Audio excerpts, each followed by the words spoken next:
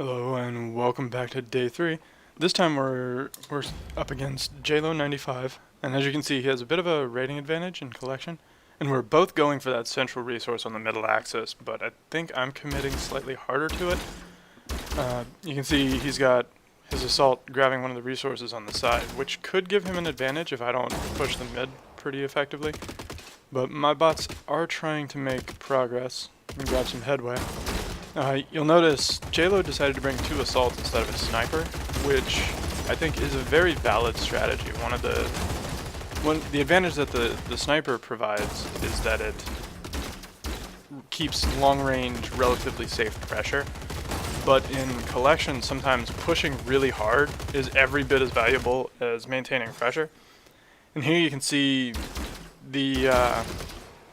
because of the base layout, my bots have to push all the way to that base because of how I've designed them.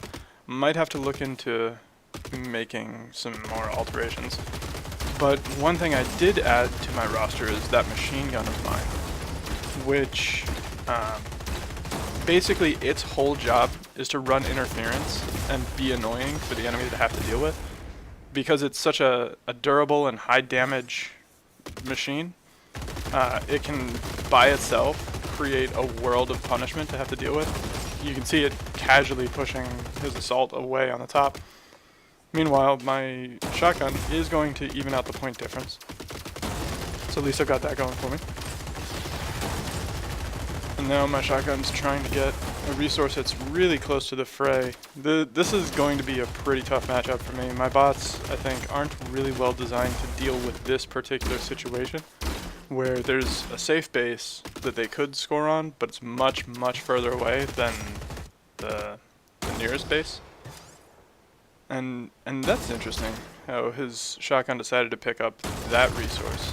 And you've got a machine gun duel going on up here on the top side, but you can see that JLo's machine gun doesn't really like to retreat at all, whereas my machine gun does. And that's going to give him a pretty significant advantage in 1 versus 1. But now his machine gun is also as good as toast, because it didn't want to retreat while it was being shot by the sniper. So it's kind of a mixed bag. I opted to keep retreat as opposed to abandon it, but the forcing a respawn rather than retreating is working out fairly well for JLo, I think. And his shotgun managed to get close to my assault, and that's not great. But my machine gun is going to end his shotgun here in just a second. It is not getting out of that. As I was saying in one of my earlier videos, the machine gun trades favorably in a 1 versus 1 situation against everything else except long-range snipers, and even then it's pretty close. Depending on how retreat mechanisms are set up, the machine gun might still win the long-range engagement.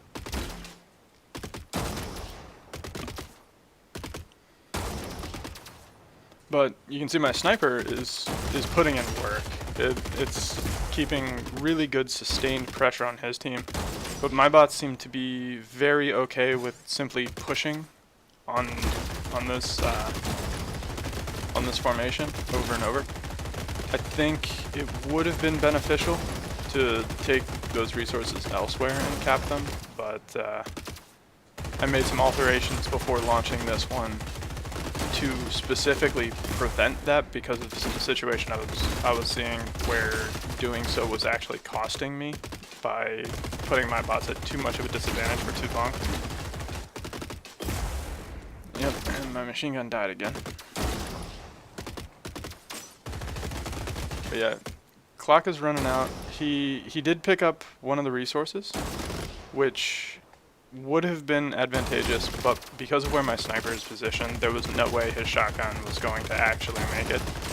Now, his shotguns could theoretically just suicide themselves to advance the resource at all, while fully expecting to die, but that isn't how he wrote the bots.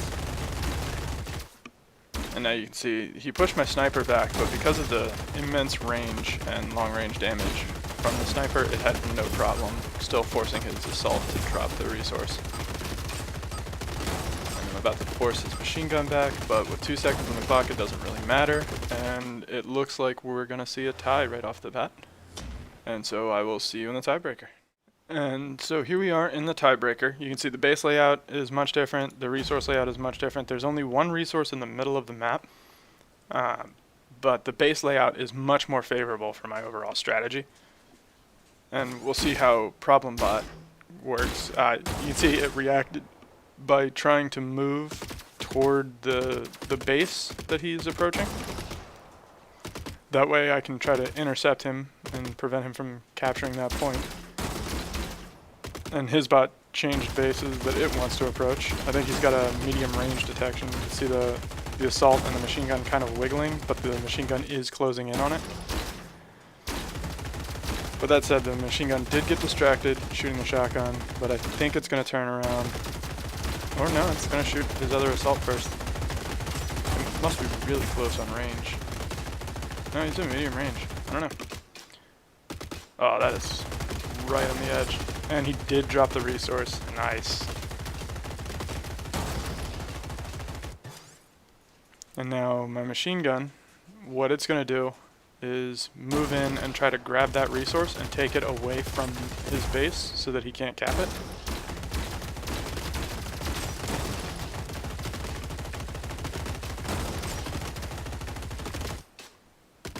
I'm not entirely sure my machine gun should be retreating that far, but it worked out for now. I'll have to look into how I've got that set up.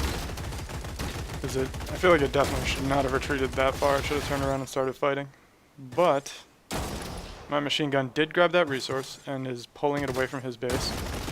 So that one that he almost capped is getting taken away from him, but you can see he is managing to make his way with these 2 other bots about to score, and that's going to put him up 2-1.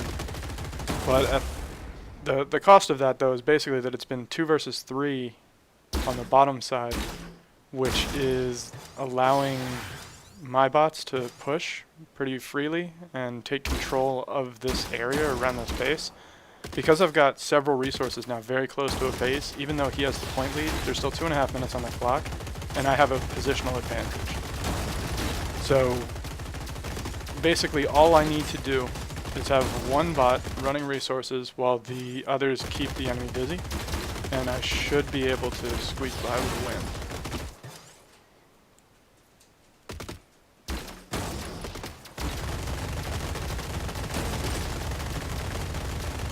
And you can see his shotgun tried to snag one of the resources, but my sniper is immediately putting pressure on that shotgun to prevent it. And then the assault tried to take the resource, so the sniper's pressuring the assault. My sniper tries to prevent the enemy from freely capturing resources, however they, assuming that they would want to do so. Ooh, that's close. And that's a dead assault. So that's going to give me a numerical advantage down at the bottom as well. And that could be a big problem for him. Although he is parked on the base, which is a good defensive position. And I'm now down 2-3. However, his machine gun I don't think is going to survive this. I think my machine gun will outlast his. And there it is.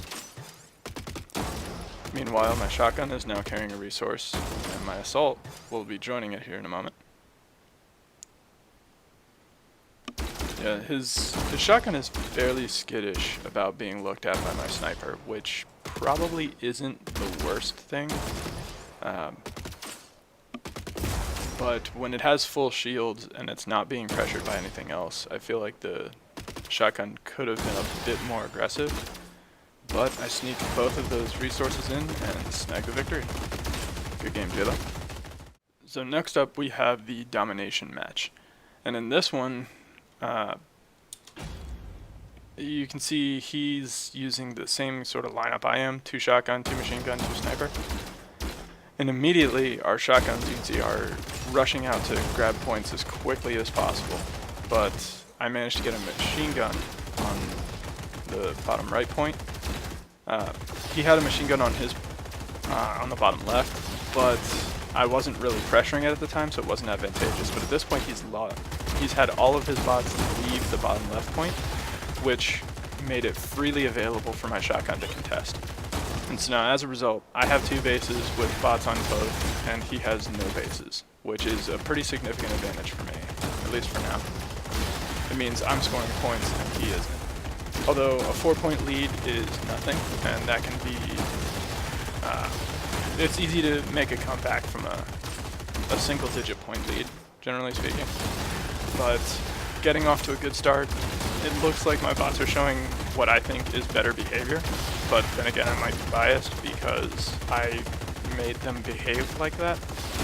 So, you know, if you choose to make something behave a certain way, and then it behaves that way, you're going to probably think it's advantageous. But the sniper's providing pressure on that shotgun and killing it. Killing bots in domination isn't, in and of itself, killing a bot in domination isn't important. You get 6 bots and they respawn very quickly, and so killing a bot doesn't really win anything. All it does is force the enemy to, essentially, it just forces the enemy to lose some time. It's all about time on base and time with base control. So killing a bot doesn't win you the match. Even if you kill all of the bots on the enemy team very quickly, if the enemy team is able to capitalize on their comeback harder than you capitalize on having killed them, then they can easily tip the scales. And you can see his bots are spending a lot of time running back and forth between bases, whereas my bots, generally speaking, prefer to stand on the base in the first place, because standing on bases is how you capture them, and if you've captured it, standing on bases gives you extra score. So you don't want to spend a lot of time between the bases. My snipers are a lot more cautious, but that's as a result of the fact that the snipers are just generally more vulnerable, whereas machine guns, my machine guns are very, very headstrong and will gladly charge into a base even with opponents in the area. And that's more or less what we're seeing. My snipers are providing overwatch. You can see a bit of an issue here. His snipers function just fine at long range, and he's within long range of several of my bots, but his sniper wasn't firing. Instead, it was just trying to move to the base. And like I said, moving to the base is a good decision, but if he doesn't do something to defend the base, then I'm just going to provide pressure until he's defeated. And that looks like about what we're seeing here. You can see, as soon as the shotgun got to mid-range, the snipers turned to aim at it. So I think that's part of his problem, is that his snipers don't take note of the fact that they're on a base currently, and so they can attack at longer ranges while still being productive. Whereas my bots prioritize getting on a base and then engaging anything even remotely close to that base, which is kind of what we're seeing here on the bottom with my machine guns. You can see as his machine gun approaches, both of mine start to light up about the same time. But I've now built up a pretty substantial lead, and there's less than a minute on the clock. I don't know. If he were to capture all the bases right now, then he would possibly be able to come back, as long as he kept all of his bots on the bases. But looking at how much of a hard time he's had dislodging my machine guns, I don't know that he's going to be able to pull that off. My machine guns have just been very obstinate this entire game.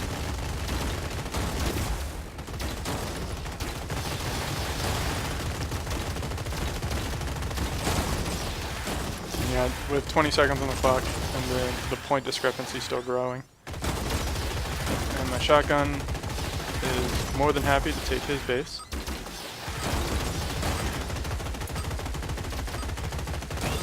And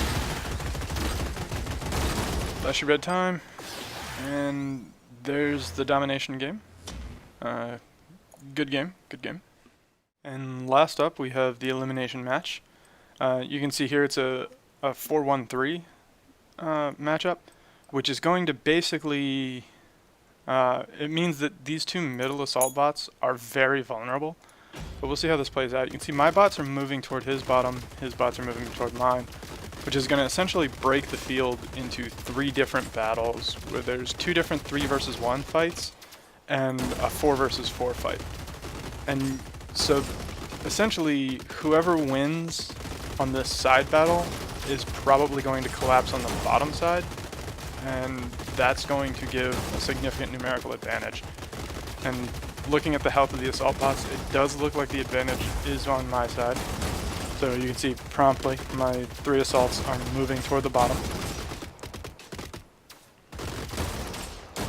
And immediately they go into pressuring his snipers.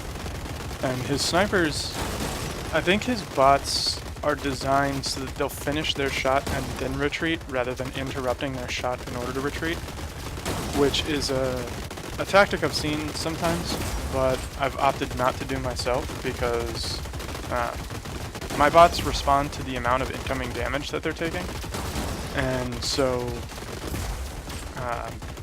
I want to retreat as soon as that threshold is crossed. And now you can see I'm up 5-0. That's a significant numbers advantage. I've only got 1 bot that's really lost any health at all. I'm not entirely sure any of my other bots have taken any damage. And he's about to lose his machine gun. That's one of the biggest problems with the finish your shot before retreat logic, is that machine guns take almost 10 seconds to finish their shot, and you can lose a lot of health in that time. But that wraps up the series. Good games, J-Lo, and good luck in the future tournaments.